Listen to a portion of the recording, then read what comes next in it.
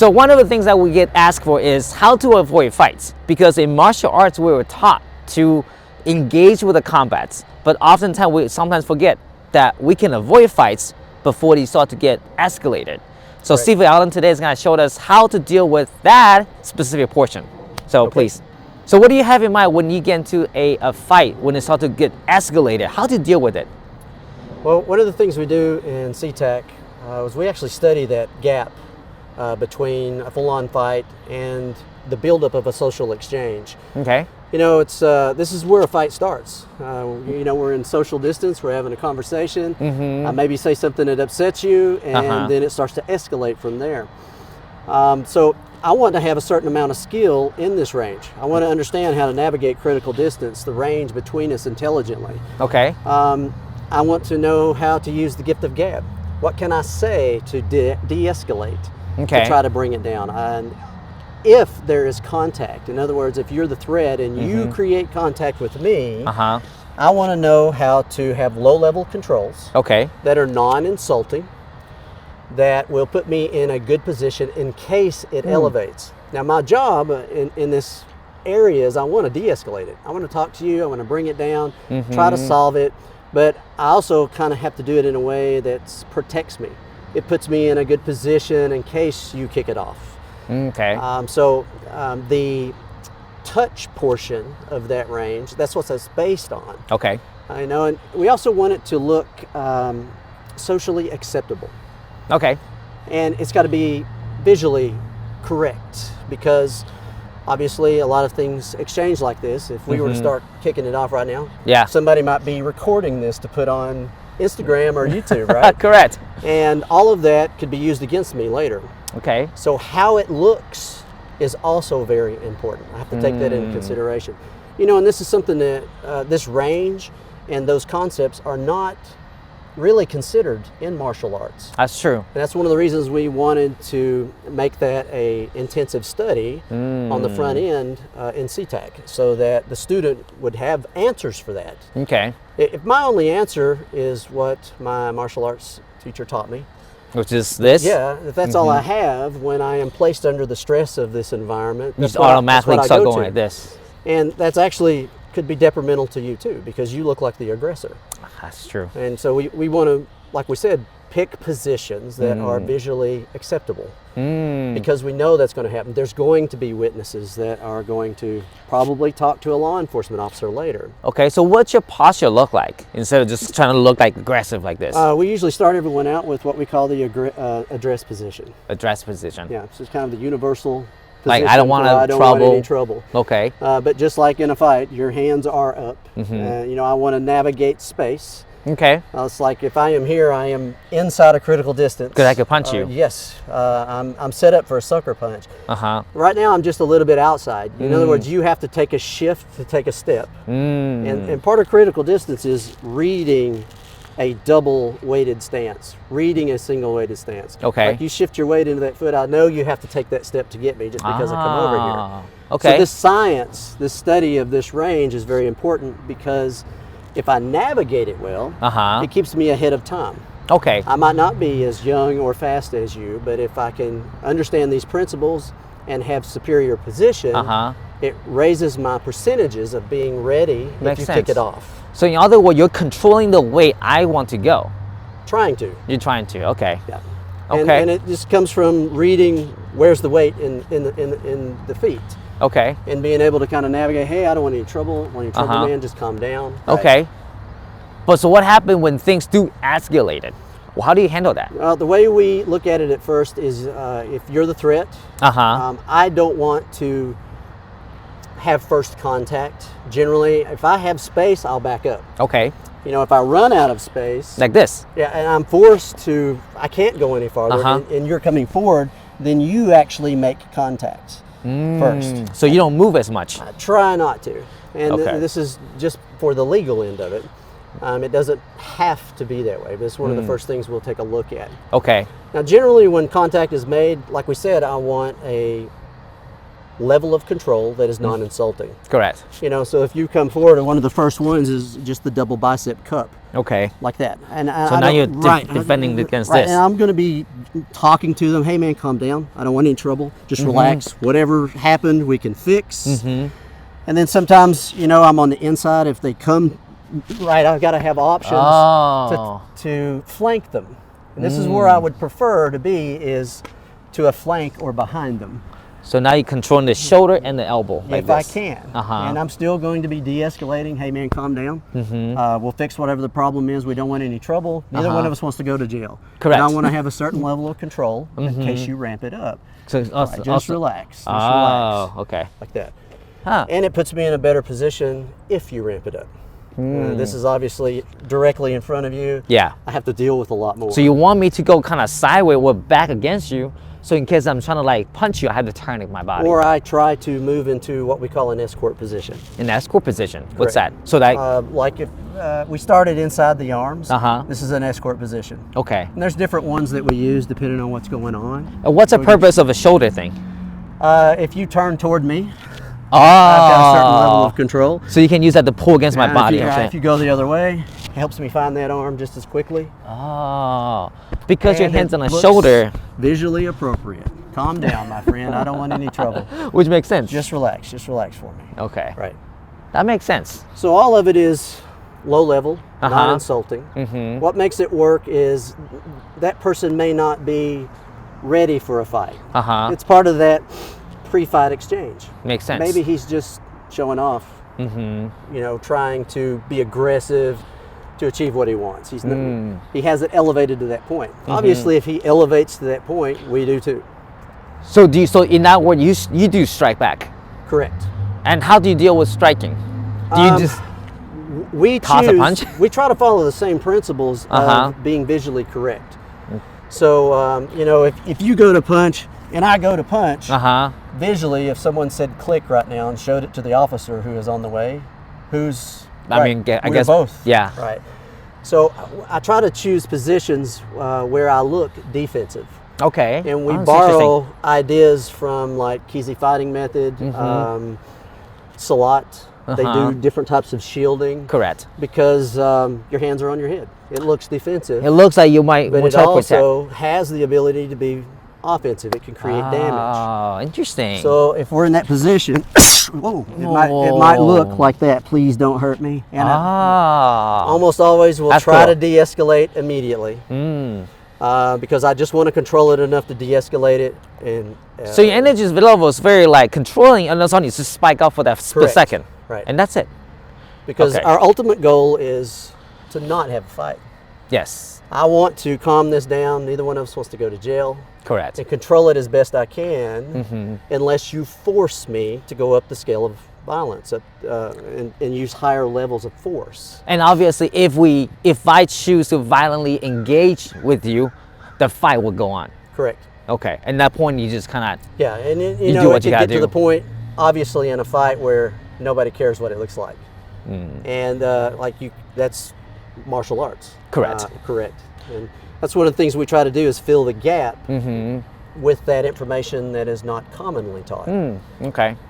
So how do you deal with combats in that situation? So I'm obviously here, right? If I try to punch you, that's when fight that first shot.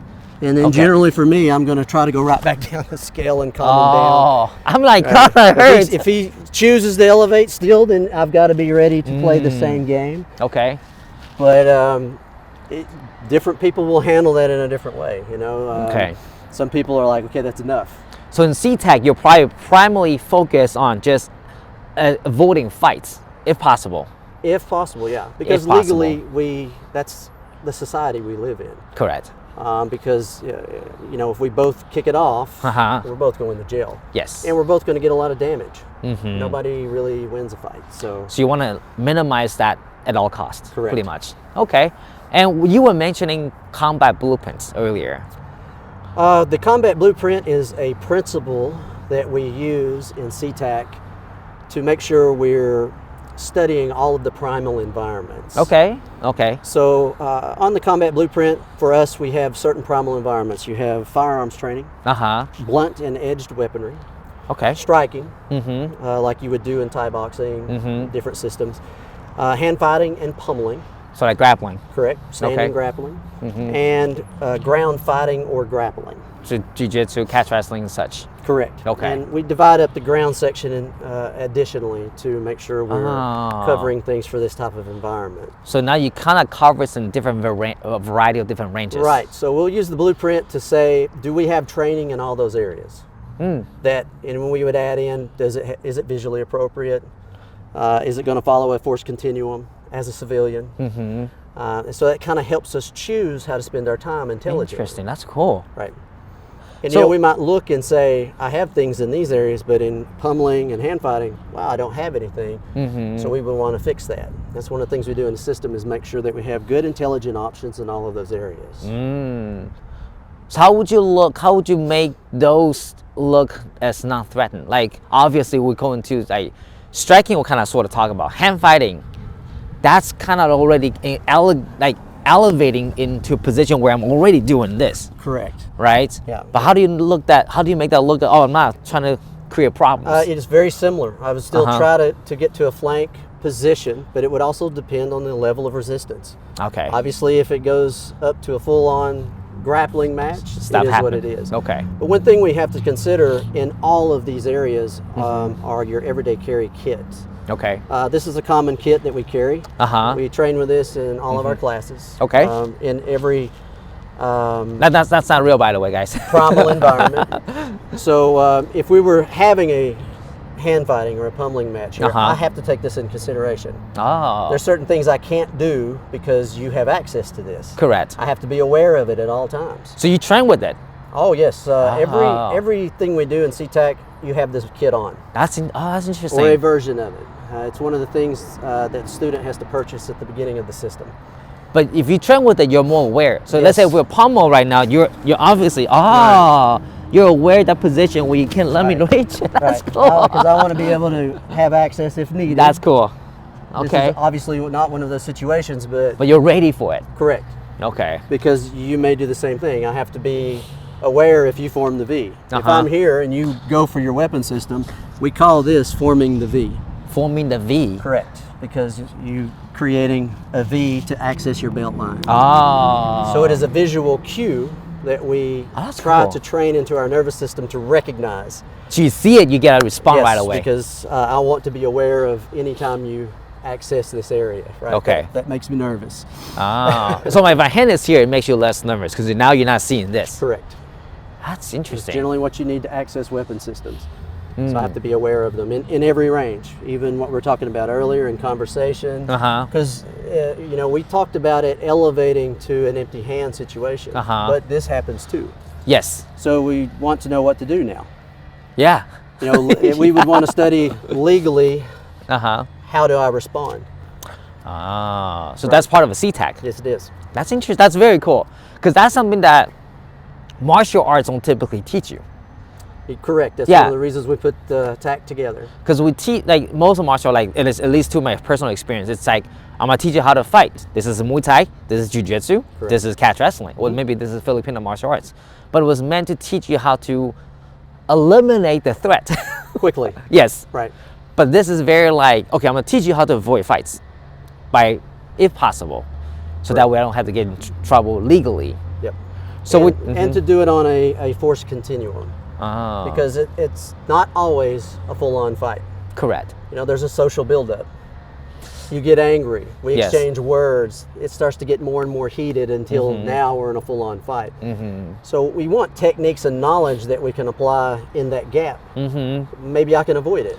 Correct. And if I see that it's going that far, maybe I can start to position myself in a better position to deal with it intelligently. Ah, Plus, if I have my everyday carry on, you see, I don't want to get into a fight. Correct. This is another reason I need to de-escalate. I need to be in a Ah. superior position is because I'm responsible for this. Even if it doesn't get engaged, it's there. Yeah. We may Yeah. start to hand fight or pummel like we did earlier. Uh-huh. You feel it, yeah, and you start going for it. that makes sense. Correct. So it's another reason why we choose to de-escalate as much as we can. And for your controlling position earlier, do you always choose on the inside bicep control You choose it. You choose. Okay. Yeah, your hands are open. If you close, generally interesting. it's what we call an elbow cup. When And I start work. Yeah, they could clean that off. I'd want to be on the same thing on the other side. Nice. Man, He's relax. always circling around me. Just I can't move. Just relax for me. It's going to be okay. That's really cool. I'll fix whatever's making you angry. Do you check my weapons if you're here? I did touch on the way in, yes. Oh, I don't know. Did you guys see? I didn't catch that. So you're like constantly feeling where potentially. We tried, as part of the training, to create a habit of referencing the belt line. I don't know what you did. What did you do? Oh, you did it so quickly. I didn't see it. And that's just from repetition. As you know, in martial arts, you'll choose a skill. Correct. You repeat it enough, it starts Multiple to become times. natural movement. That's one of ours. Just a really quick cool. pat, just to be aware. And the last question I have is your striking method, because you choose to like a certain way to look as non-violent.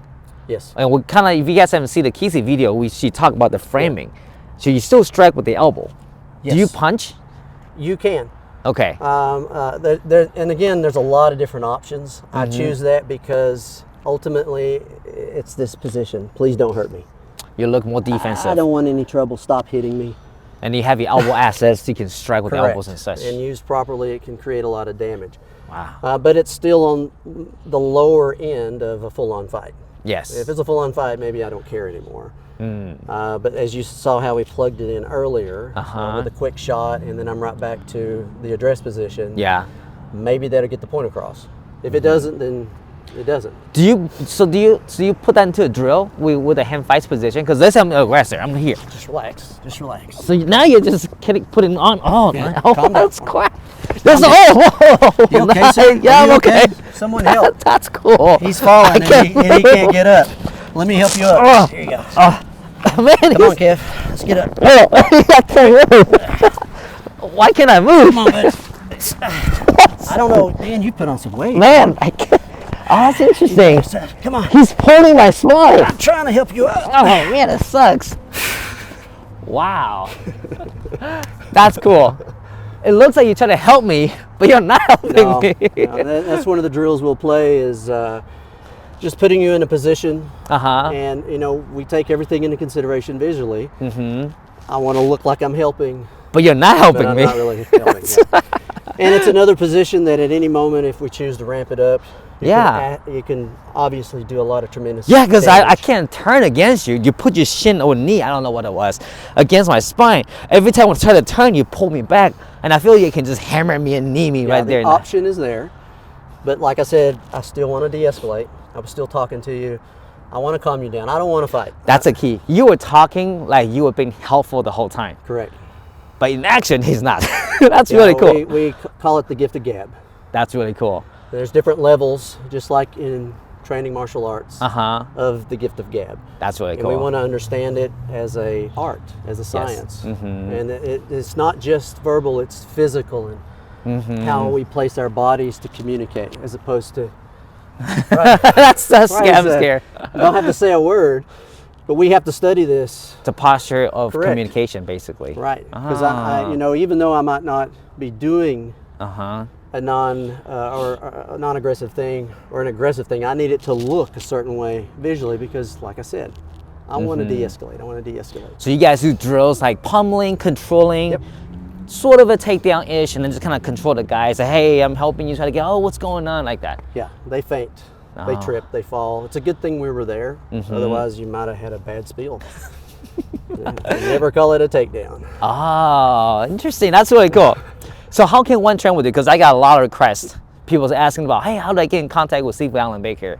You can go to the website, Uh-huh. SifuAlanBaker.com. Okay. You can get in touch with Kev. I'm friends with Kev, and he can guide you in my direction. And this is basically specifically from your C-type program. Correct. And it's just civilian tactical stuff. Yes, sir. It's really cool. I've been part of that class before. I really like the program. So hopefully you guys can check it out too.